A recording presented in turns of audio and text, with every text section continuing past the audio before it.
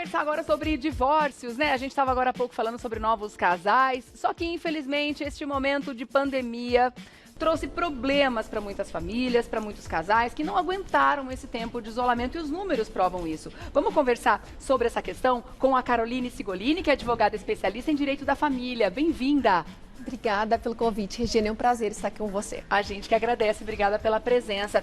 Até porque isso é um assunto muito delicado para muita gente, né? Bastante. É uma das consequências, a gente tem tantas consequências ruins nesse momento que a gente está vivendo, né? E uma delas, a gente pode pontuar sem dúvida nenhuma, que é a dissolução de muitas famílias, né? As pessoas foram obrigadas a estar numa convivência completamente diferente das que estavam acostumadas e não seguraram o rojão, né, doutora? Exatamente, é uma convivência forçada, né? A pandemia, com essa questão do isolamento social, fez com que muitos casais que antes se viam apenas à noite ou nos finais de semana, muitas vezes, passaram a dividir a rotina, então, 24 horas, e muitos não conseguiram segurar. E essa carga de estresse, né, que a pandemia trouxe, né? O fato de estar trabalhando em casa muitas vezes, ou de perder o seu emprego. Perder o emprego. Né? E ainda ficar com essa convivência extrema, num nível de estresse muito grande, né? Imagino que isso realmente deve ter sido devastador para muita gente. E como a gente falou, os números não deixam mentir. Exatamente. O aumento foi de quanto? 15%, é isso? De um ano para o outro?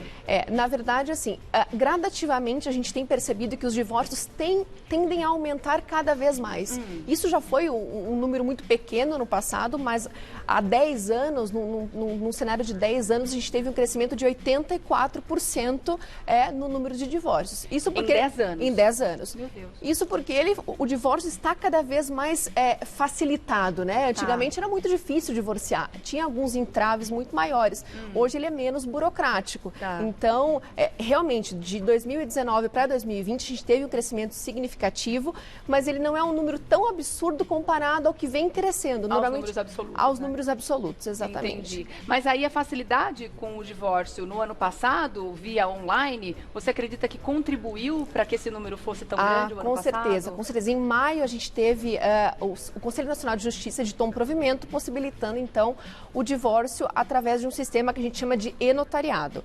Esse divórcio é o que a gente chama de divórcio extrajudicial, que é aquele realizado em tabelionatos de notas. Ele é facilitado porque, na verdade, quem pode fazer esse divórcio online são as mesmas pessoas que se submetem às regras do divórcio no cartório fisicamente. Pessoas que não possuem filhos menores ou incapazes e que têm um acordo entre si. Então, aqueles casais que necessariamente precisam disputar alguma coisa e têm algum tipo de dificuldade de chegar de comum acordo, não conseguem se submeter ao divórcio online. Mas sim, com a facilitação de um divórcio online, com certeza aumentaram os números, porque as pessoas também não precisavam encontrar com seu ex-companheiro, que muitas vezes ocasionava um certo mal-estar. E isso foi, com certeza, um grande divisor de águas. Tá certo. Bom, a gente não está aqui para incentivar divórcio, absolutamente, mas muitas pessoas, de repente, não sabem que esse é um serviço que está disponível. Ele tem que ser feito no cartório onde o matrimônio foi realizado? Não. O divórcio ele é feito num tabelionato de notas. De notas, sim. De notas, não é no registro civil. É um cartório de sua preferência, desde que você não tenha filhos menores ou incapazes, que você esteja de comum acordo com o seu ex-companheiro. E aí é o cartório da sua preferência, não tem competência, o cartório mais próximo do meu domicílio, não tem isso. E se você optar por fazer online, é necessário que você tenha um certificado digital para realizar o divórcio online. Esse certificado ele é adquirido em qualquer cartório de notas de forma gratuita. Somente com o certificado, as partes podem, então, assinar digitalmente a escritura do divórcio. E é verdade que o número de matrimônios caiu muito?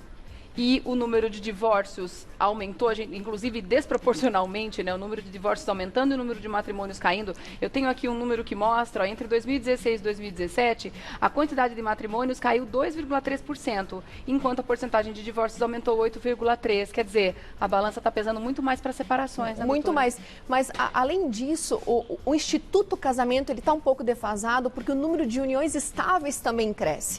As pessoas têm dado preferência para as uniões mais informais. Porque o casamento ele é carregado de um formalismo, né, burocracia, enfim. Hoje as pessoas preferem morar junto. Então o número de uniões estáveis também cresceram na pandemia. Mas o divórcio, com certeza, ele é significativamente maior, muito maior. Até porque o casamento naquele formato como a gente conhece, com festa, com pompa e circunstância, está cada vez mais difícil financeiramente falando, está ficando cada vez mais inviável, ainda mais no momento que a gente está vivendo agora. Exatamente, né? Exatamente. As pessoas têm preferido coisas mais íntimas, celebrações mais íntimas, e muitos nem preferem isso. Eles querem simplesmente morar com o seu parceiro, fazer o popular test drive e acabam ficando, e aí dão início a uma outra entidade familiar, que é a união estável. Que é muito mais simples de ser feita.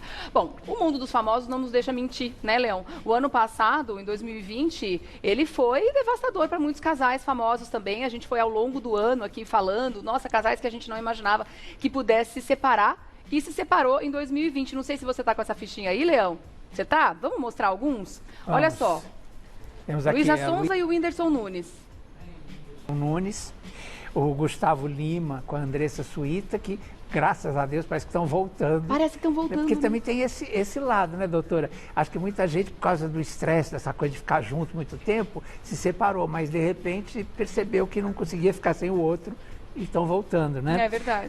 Tem a Marília Mendonça e o Murilo Huff, que também voltaram um pouco diferente na relação, mas parece que voltaram.